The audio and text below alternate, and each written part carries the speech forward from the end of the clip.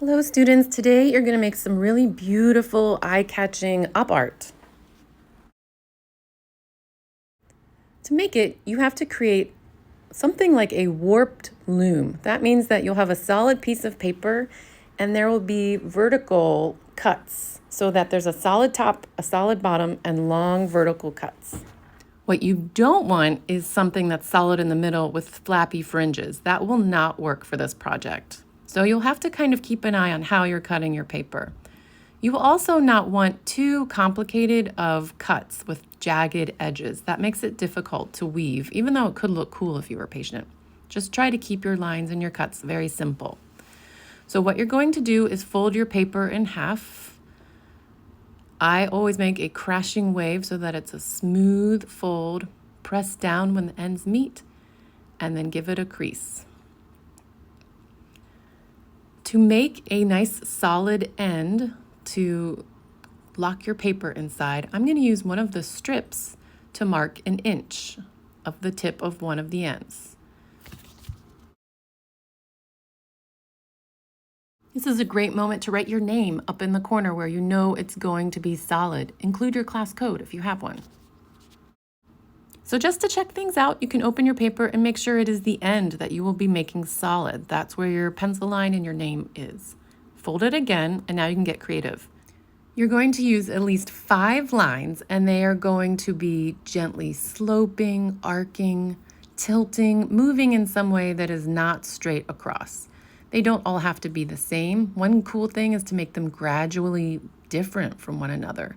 Make sure each one goes from your pencil line to the fold all the way.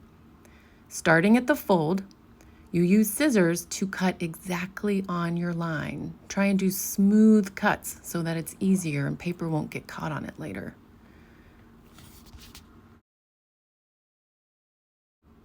Moment of truth, open it up and you should see some nice loose strips of paper in the middle and not on the ends.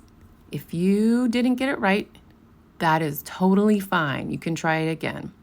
Now it's time to weave. You can see that I am inserting a strip of paper over, then under, then over, then under, then over, then under. That's your first weave. Now you can get another strip of paper, and you should not be a copycat with that one. You should do something different to lock that one into place. That means I'm going to start under, or it kind of looks like it's going behind a tree, then over, then under, then over. So just remember that your neighboring strips should never see each other. They will be avoiding each other.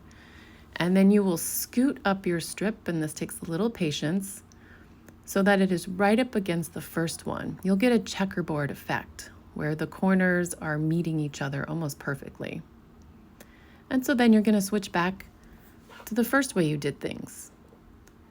But sometimes people kind of lose track and make a mistake. If this happens to you and you do a copycat of the neighbor, it'll slide all around and you'll just need to redo that one. Easy peasy. I'm going to go back to over, under, over, under. Always use 2 hands helping one another to weave. Don't try to just use one hand. Your hands are really good at working together for this project.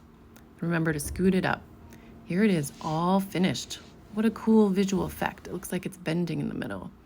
There's a lot of other ways you can cut your paper. Here are a few examples.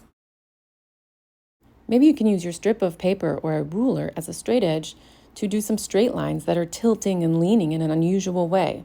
Again, make sure your line goes from your guideline down all the way to the tip of the fold of the paper. This is going to have even more than 5 lines. You can do more, just make sure each one is a strong, full strip. I'm going to make sure that last one works. And another design might be really wavy lines. Here we can start to see what will happen. This will look like a cool bending room corner or something. And this one looks like really wavy surface. Enjoy making your OpArtWeave.